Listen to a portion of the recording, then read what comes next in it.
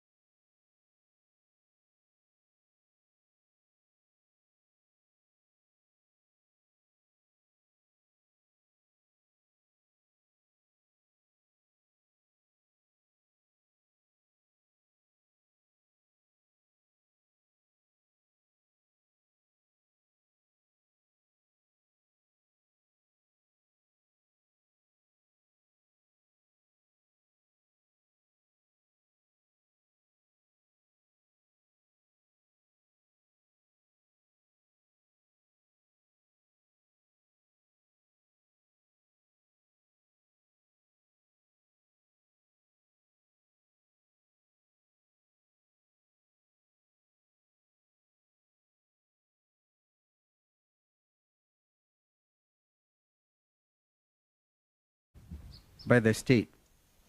Remember, even genetically foodstuffs are with us.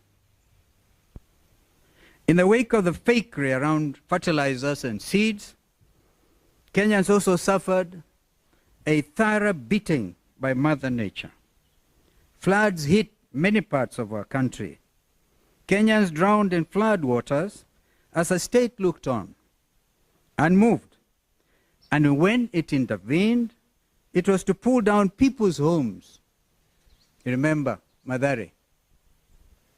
Remember? Without any effort at all to give them the comfort of alternative shelter. The Kenyan state reported that it had set aside hundreds of billions of shillings as floods disaster management funds. To date, we don't know what happened to those monies. Images of marooned families in the middle of heavy downpours and floods still haunt the conscience of men and women of goodwill. Forced demolitions still continue even today under one pretext or the other. The objective is to grab public under the amorphous so-called, I quote unquote, affordable housing project. This project is shrouded in blatant opaqueness. This can only speak to corruption in high places in a compromised national state. Unfortunately, when Kenyans ask questions about this opaque project, they're accused of being unpatriotic, tribal, hostile to the government, and idle. Indeed, wenye upepo mbaya. Both the opacity and the hostility by the state against inquiry speak to only one thing: corruption. We have bad news for President William Ruto and his pawns. No amount of blackmail or intimidation will make us relent on asking questions about corruption in our country. We are going to talk about corruption, and we are going to fight it too. Like we did. We went to court against the Andani JKI takeover. No amount of threats, intimidation, abductions, and disappearances, or even killings, will stop us from demanding accountability. We are not just asking, we actually demand accountability. It is in accordance with the rule of law, in accordance with our Constitution 2010. It has also been a season of confusion and unrest in our schools, in our hospitals, and in our universities. Moi University is a glaring example of misrule. We have seen confusion in our airports and across the counties, all owing to what can only be described as felonious conduct by Kenya's national executive. Professional staff in these places have spent months at a time on strike. The government has failed to honor legitimate collective bargaining agreements with teachers, with university lecturers, with doctors and other health workers, as well as with university staff. Other Kenyans have gone on strike out of fear of loss of jobs and livelihoods due to reckless decisions and actions by a short-sighted and uncaring government that entered into such shameful deals as the obscure Adani tenders. There are such fears in the Airports Authority and among members of the now defunct National Health Insurance Fund, NHIF. Meanwhile, the Social Health Authority, SHA, that replaced NHIF, is in a state of thorough confusion. Kenyans are dying every day for want of health care because of the confusion in SHA. Was this SHA intended in the first place as a scam? Almost as if it has been in the grip of some mysterious forces from the spiritual world, Kenya Kwanza is visiting untold atrocities upon its citizens. This has been the season of abduction, disappearance, torture, and killing of Kenyan youth. In all this, the government has feigned ignorance. The year we are about to end will be recorded for the battering in the streets and for the killing of our Gen Z youth. Their only sin was that they came out to exercise democratic self-expression and to stage peaceful protests against an untrustworthy regime that has gone rogue. And how did the regime act? They did a parallel of goons to turn otherwise peaceful, legitimate protests upside down. Our youth protested against oppressive tax policies and against bad financial laws and practices. They demonstrated against shameless displays of opulence and of corruption in high places in government. For this, they were battered, their heads were violently opened in the streets. Those pictures outside the National Assembly are still fresh in the minds of Kenyan parents. Their lives were taken away in the prime of youth. They were shoved into gunny bags and thrown into dump sites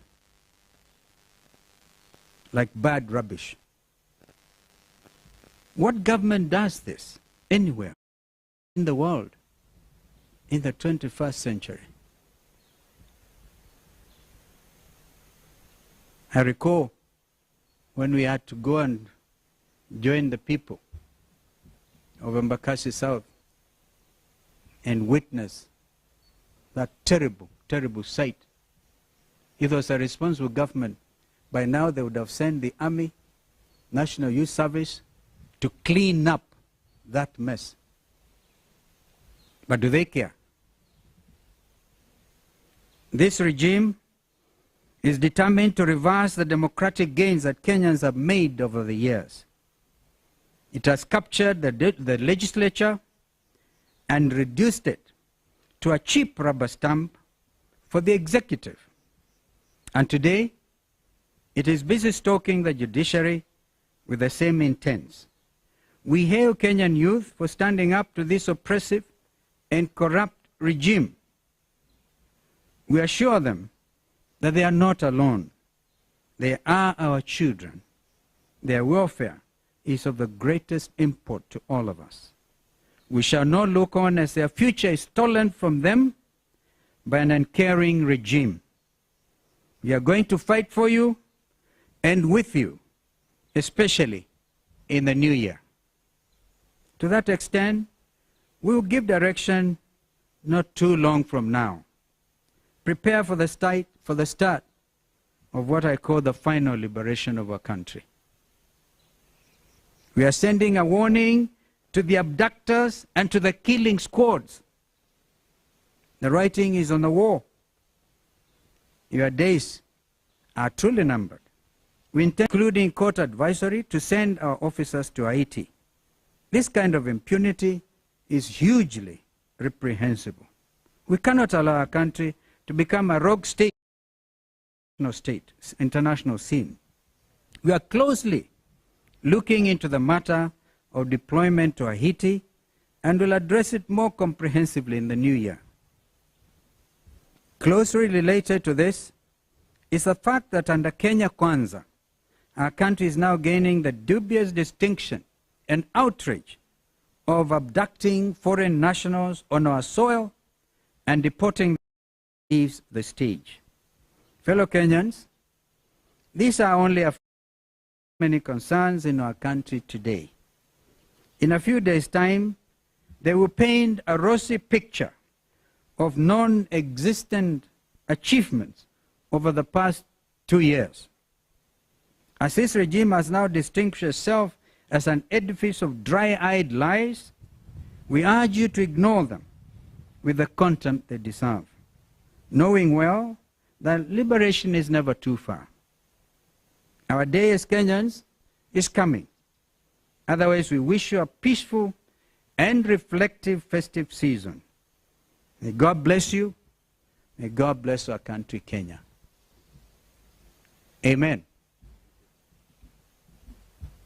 Yes, sir. And I want to really be, if you notice the tone of my presentation, it really does not call for a lot of questions. I want you to digest. I want you to digest what I've just said. Please don't dilute it with your questions. Some of those questions have been addressed. But let me hear you, sir. Yes, sir.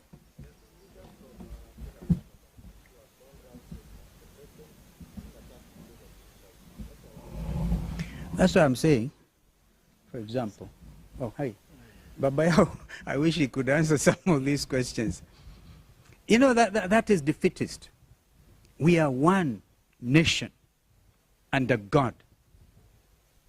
So please don't run to your tribal cocoon and give us that kind of trash. Another question, sir? Yes, Steve. Yeah.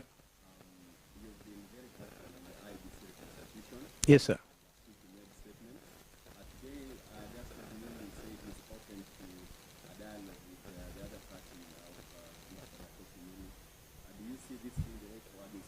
They have wasted a lot of time. Let them withdraw the case that is, I said it, state-sponsored through a judge in Kiambu, user-friendly. Let him remain, or let her remain nameless. But she knows what she has done, because that was a tactic in order to delay the reconstitution of the panel in the first place, and then the IEBC. We demand, Kenyans demand this, and I stand in solidarity with the church organizations who have also said the same. It is, the ball is actually in William Ruto's court to tell his proxies to withdraw. You've just mentioned one of them. Withdraw the matter in the Court of Appeal. And then we can discuss if they are still in Azimio. Yes, sir.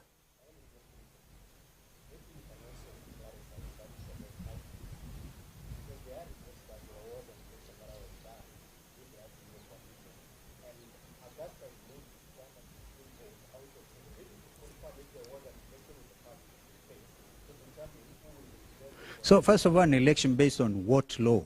Number one. And number two, even if there was, all right, these matters were canvassed before the judge who had the matter. For example, that Augustus is a young man I know, okay? And I'm always ready to talk to him. He's one of us. But he should not allow himself to be used, because he knows the party he represents does not have one member of parliament, or indeed an MCA, maybe an MCA, because the law is very clear that it should be parties with representation in parliament, taking into account as well gender. That matter was canvassed before the judge and a ruling issued. That is what they have rushed with the assistance of Kenya Kwanza to appeal.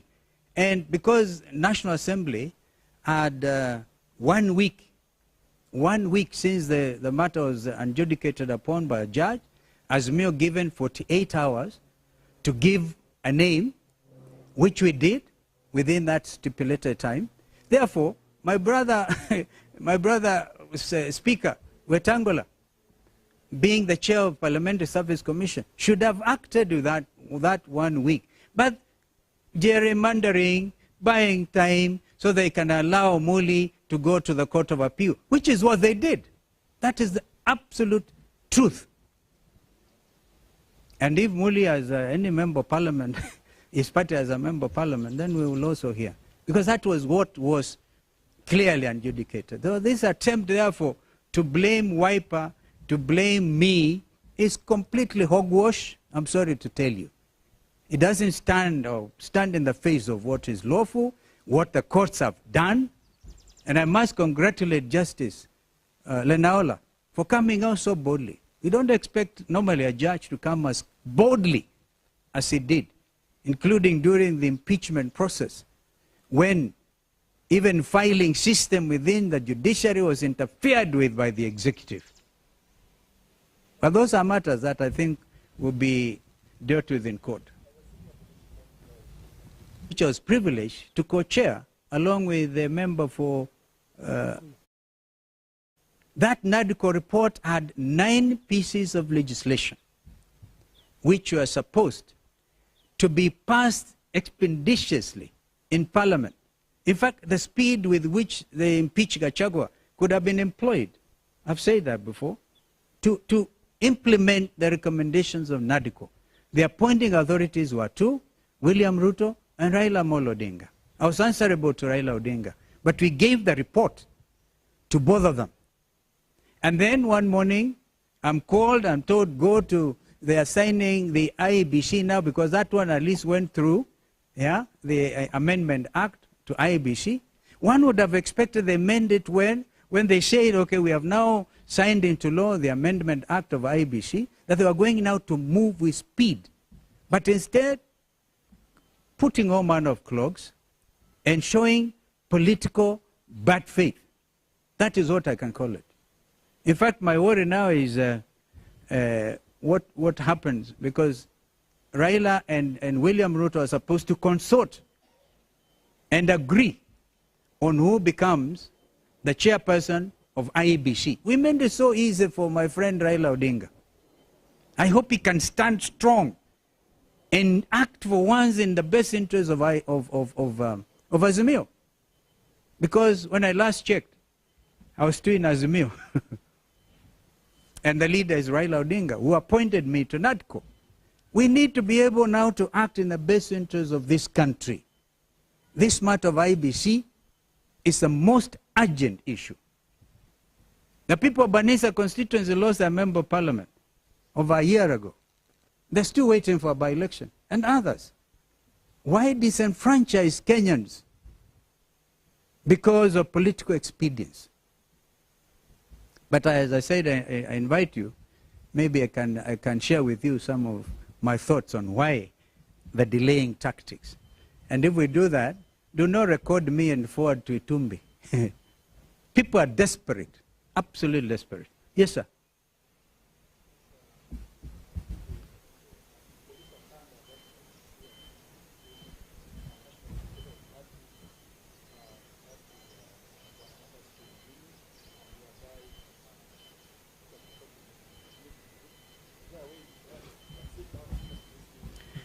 Yeah, I said Muli is one of us. He comes from my home county. Yeah, he tried to run for speakership of Kitui. He wasn't successful. I certainly wish him well. And if there's any way I can help him, but let him not be used as a proxy to delay an important national matter. Of course, that recording by Tumbi, which is a strange thing, had to do with, because Augustine Muli went to the office of Junet Mohammed, who is, of course, the secretary. As we speak, the Secretary General of Azimio is Junet Mohammed. And that is the last very important thing up to date Junet has done. Because he forwarded the name of Dr. Koki Muli in accordance with what he had agreed within Azimio. So the name of Koki Muli was agreed upon following the direction of the judge who determined the matter, and gave Azimio 48 hours to forward a name. That supersedes what you are talking about, my friend. Who was it who was asking that question about who may have garnered what votes, whatever? That did not take into account the fact that the national, whatever the party is, yeah, because there are 23 parties, by the way, in Azimio, yeah, but one had to have a parliamentary party. And everybody in this country knows Wiper Democratic Movement is a parliamentary party. And by the way, Professor Adam Solo went in easily because Raila and us that time had agreed on the formula, which formula was messed up by the political party's liaison team. That is the whole story. They liaised, they tried to say, oh no, we want to teach, I don't know what lesson.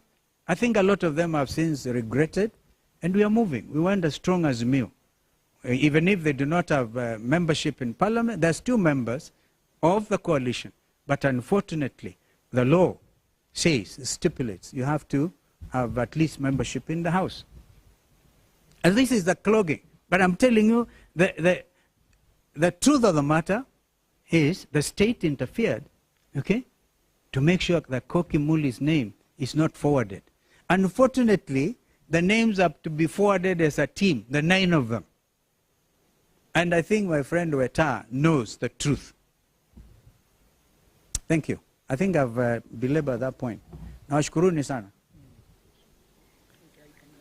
So my friend can go and have a cup of tea. Asanteni sana. Mungu abariki. And surely have a wonderful festive season. Asante.